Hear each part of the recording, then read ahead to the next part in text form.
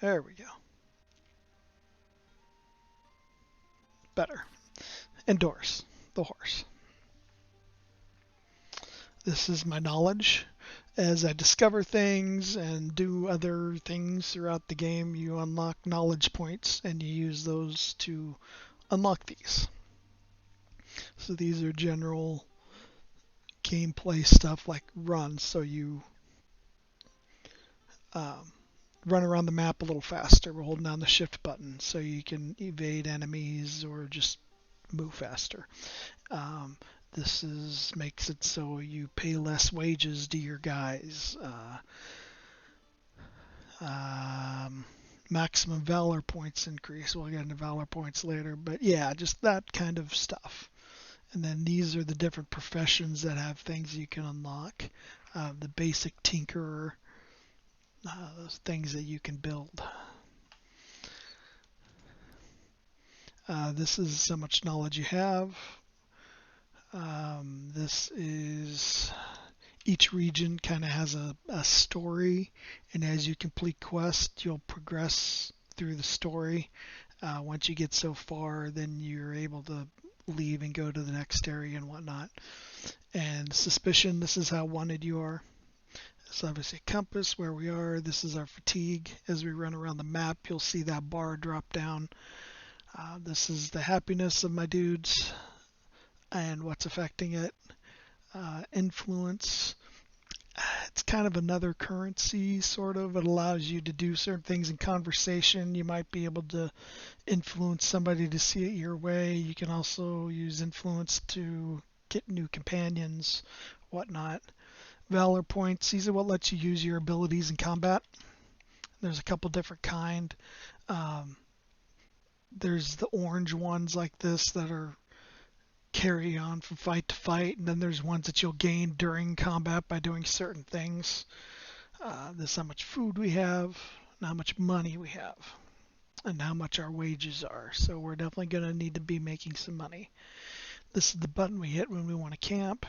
This is our inventory.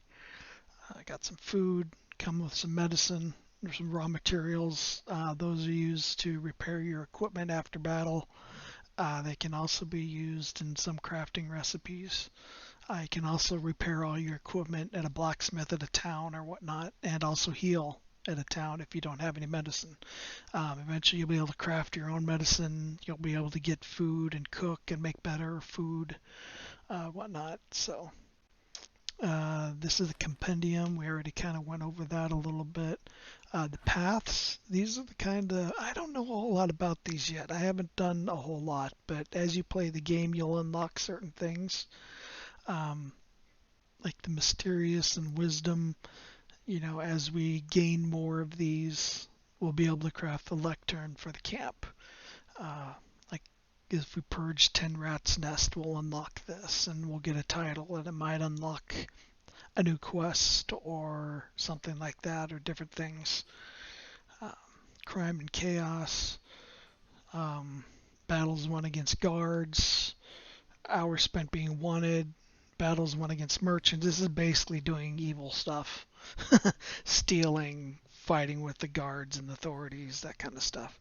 Trade in wealth. This is just having money and doing trade routes, and then just basic combat stuff. So, yeah. And then we have the world map, which we can't see a whole lot, but as we expand more, fog of war will go away and points of interest will show up, and we'll also have like a quest journal on the side over here. So, but the first thing we're going to do is we're going to go pick up these sparklies on the map. Different things that you can collect. These is flowers, it looks like. This is some iron ore it's all stuff you use for crafting. And down here, I think I see some wood. So, yeah. All right, so let's oh, and these are bad guys. That's probably going to be our first fight because we can't go anywhere except that direction. So we pretty much have to fight them, which is fine. So unpause. We're going to go pick up these flowers. Then we're going to come over here and pick up this iron ore. They're probably going to come after us. So this tells us what level and everything they are. So they're only level 1. There's 1 hoodlum and 1 poacher. Should be a pretty easy fight.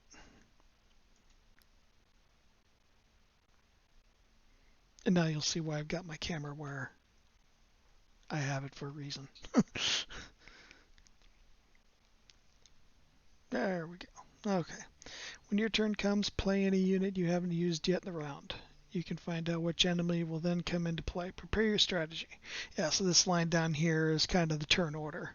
The blue ones with the cross swords, those are any of my guys. I can use them in any order that I want. So once I move or do actions with 2 guys, then this person on the bad guy on the map is going to go, and then 2 of mine, 1 of theirs. This means that's when it starts over, and then I can use any guy again. So, and I can move them around on the battlefield, put them wherever I want. I got 4 guys or 6 slots here, so I can really put them wherever I want. We're going to keep the bow guy in the back. Let's put him up here so he's a little bit closer. He's kind of our tank. So we're going to go with him first. So here's where their abilities are. This is how you move, and that's the range that he can move in. And you can move and then attack and then move and then attack and then move. There's no order. You can do it whatever you want. And then this ability, my taunt, that takes a valor point. And these are how many valor points I have. And sometimes doing certain abilities, doing certain things, you'll gain extra valor points, and they'll be yellow instead of this orange color. The yellow ones are ones that are just for this battle, so you might as well use them. But when the battle's over and you go to the next battle, they don't carry over. The orange ones do. Those persist. If you don't spend them, they'll still be there for the next battle. So, all right, so we're going to go ahead and move. And I'm going to put him right on this guy.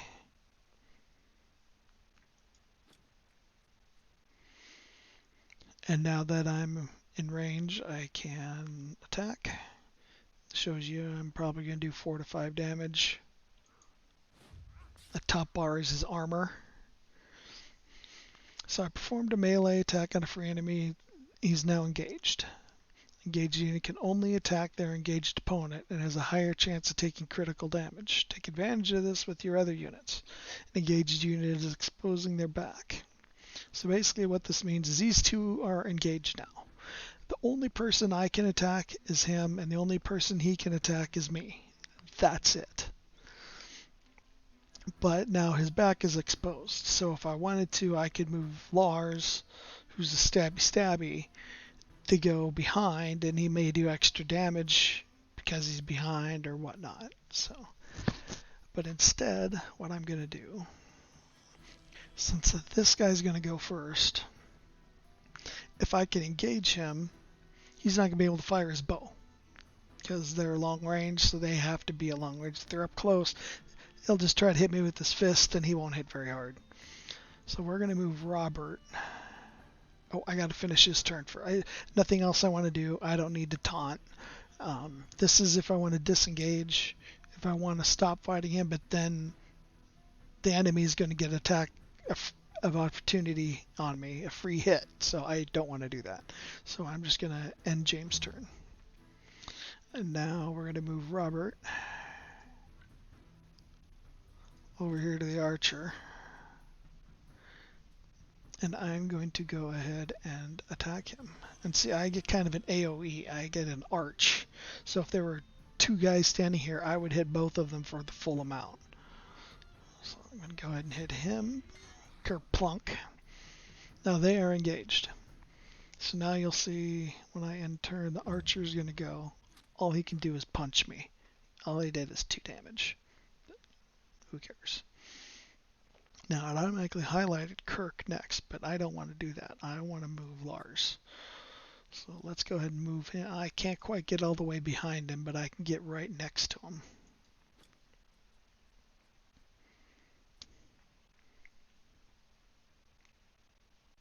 Yeah, see, he has the ambush ability. So if he's behind, increases a critical hit chance by 30%. which can be very significant. So, but I'm not technically behind him, I'm beside him, so I'm not going to get that bonus. But now, he's not technically engaged with him. Lars could move and go somewhere else if he wanted to, because he's already engaged with him. So, but I'm just going to leave him there. So that's all he can do. And now it's Kirk's turn. I'm going to move him over here, kind of in between them. And he's going to shoot his bow, and you can see that's his range. And he can hit either one of those two. So if I highlight this guy, 73% chance on either one of them. But I also have a 27% chance to hit James. But that's as far as I can move, so that's the best I can do. So we're going to go ahead and take that shot. And I hit James. Go fucking figure. Alright, you're done. Alright, so now he attacked, and I'm poisoned.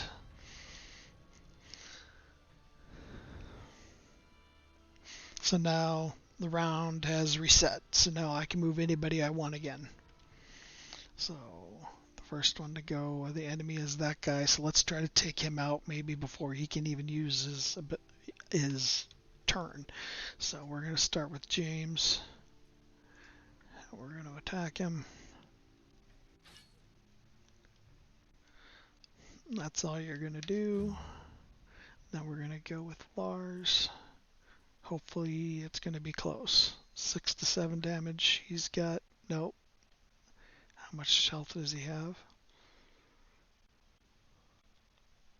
If he gets 7, he might kill him. He critted.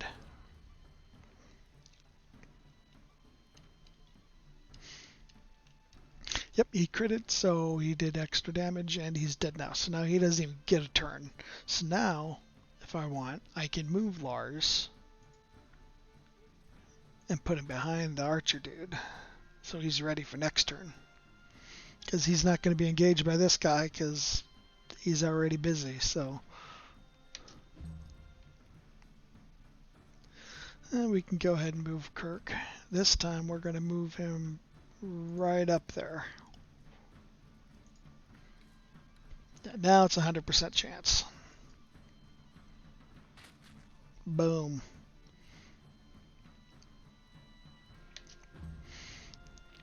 And Robert should be able to finish him off. Easy peasy.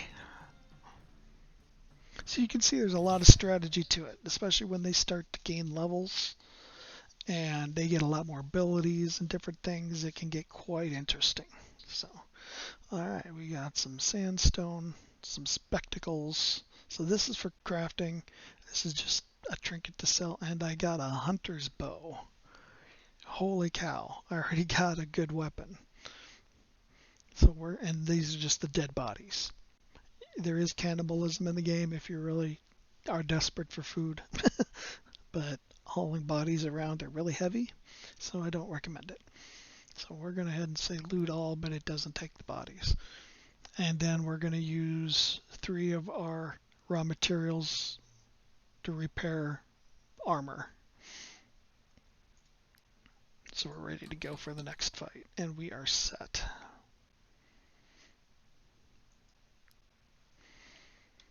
So I'm going to pause real quick and let's equip that bow. Because I'm going to guess it's better than what we got. So this adds +2 to his dexterity. This adds +5. Now you'll see that it does a different ability. This bow just gives me the shoot ability. No big deal. This one has the vicious shot, where it deals 4 to 9 damage and knocks them back by 2 meters, which is kind of cool. So we're going to go ahead and equip that bad boy. Oh yeah, I can't believe we got a decent bow already. That's pretty cool, and it's level 1, so cool. Now this bow will just sell. Whenever we find town, we're just going to sell it. So now, next destination, I see this barn over here. Let's go take a look.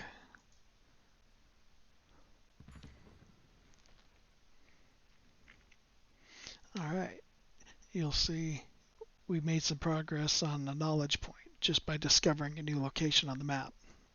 So, yeah, that's kind of cool. And if I open up the map now, you can see where we were. The plateau stables that we just discovered, it shows up on the map now. I'm not sure what that question mark is. I'm not sure what was over there. We may have to venture that way, but let's go ahead and go to the stables.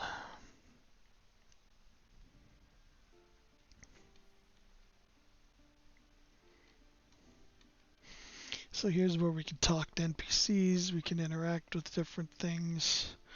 If you hold down the Alt key, it highlights everything you can interact with. I'm not sure why that barrel's green like that. That's kind of weird, but so we can talk to these two NPCs and we can look at the ponies. So let's go ahead and talk to this guy. What do you think of how many people don't shoe their horses? It makes me want to pull out the little hair I have left. Tell you what, buy a horse from us and I'll throw in the horseshoes for free. Alright, and I can also buy horseshoes from him if I want to put them on my horse. I don't know what my horse has. He's got nothing. But I know not too long I'm going to have enough resources to build a saddlebag and I'm going to want to equip it with that. So, yeah.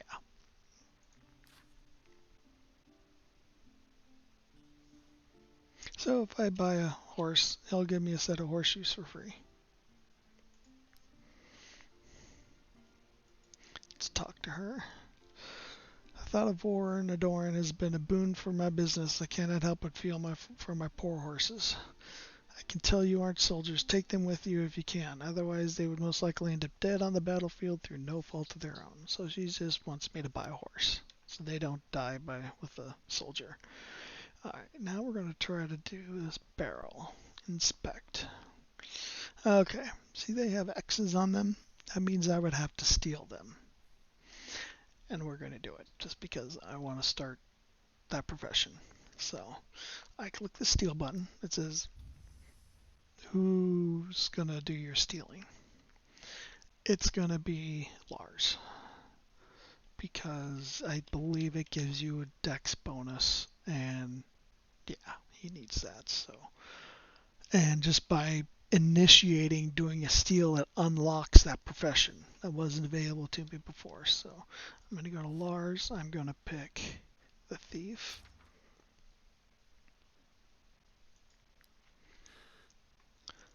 So now I can take this stuff, and that shows me how much I'm going to get. 10 to 30 or 20 to 30 for that, 10 to 20 or so for that of the suspicion level. I got 16 for that and 38 total. So you can see that's filled up. I'm still not wanted yet. Until it gets up to a certain level, then you become wanted, and then the people will start looking for you and whatnot. So, but it doesn't affect the quest givers at all. So, all right. So now you'll see if we open up the map, we have a quest. If the horseshoe fits, buy pony to be eligible for special offer. So we unlocked the quest. So once we get enough money, we're definitely going to want to buy another pony. So let's continue on down the road here. Oh, there's something to look at here. Now I read today that only works on the map or in the battle, I guess. I can't highlight stuff on the map to make it pop out more. I guess the little smoke trail. Oh, some cloth. Just lying about. You'll see in my inventory, these are red. That means they're stolen. So I won't be able to sell those, but that's okay. I'm probably going to use them. Whoops, wrong way. Let's keep going this way.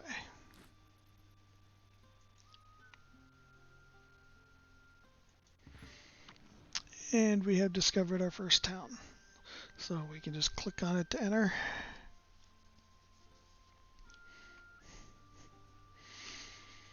So we've got the forge, the town hall, the market, the apothecary clinic, and the inn. Oh, the inn. So let's start with the market. So there's a handful of NPCs here. Let's start with this one. Come, take a look at my wares. So this is what he's selling. Some leather, some coal, some grease, which is on sale, and then trade goods, which is woolen cloth and pottery. So these you can buy and then go to another place and sell it for more if you want to carry it around. So I'm going to go ahead and sell this because that's all it's good for. And the bow that I don't need. And the rest of the stuff is for crafting eventually, so I'm going to hold on to it. But we made a little bit of money. I can attempt to steal if I wanted to, but we're not going to. And then this merchant over here, oops, I right click. You right click, you can look at him. And she sells food. So she's got some apples, cherries, grapes, and salt. Just to cook anything you need salt. So I got a little bit of salt, so I'm good for now. But and then this guy sells meat, mutton, wolf, cured meat, and of course salt.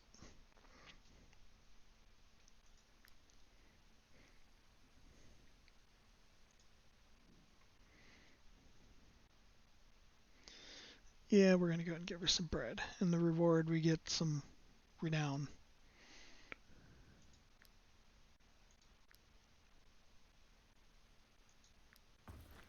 And we got 10 more, or influence.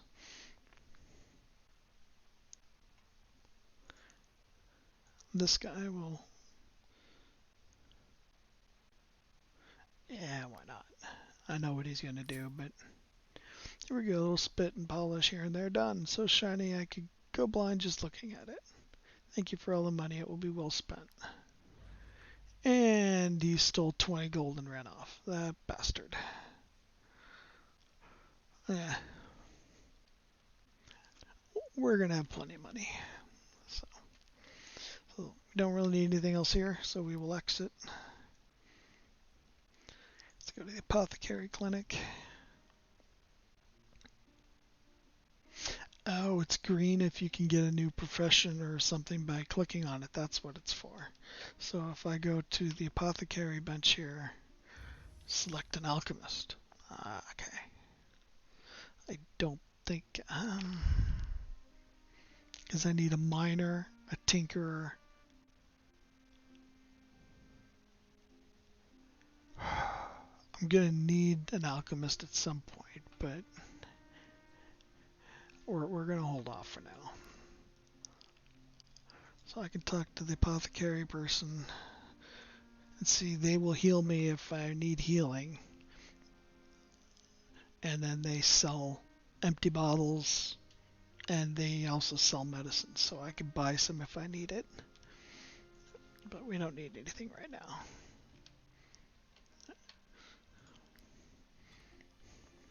So if we go to the forge,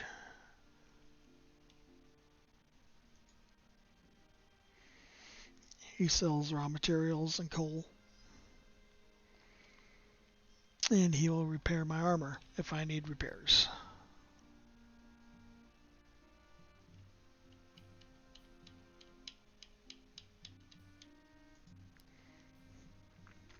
So let's go ahead and unlock blacksmithing. So a blacksmith will give bonus to strength. So that is good for both the brute and the swordsman. But we're going to let Robert be the blacksmith.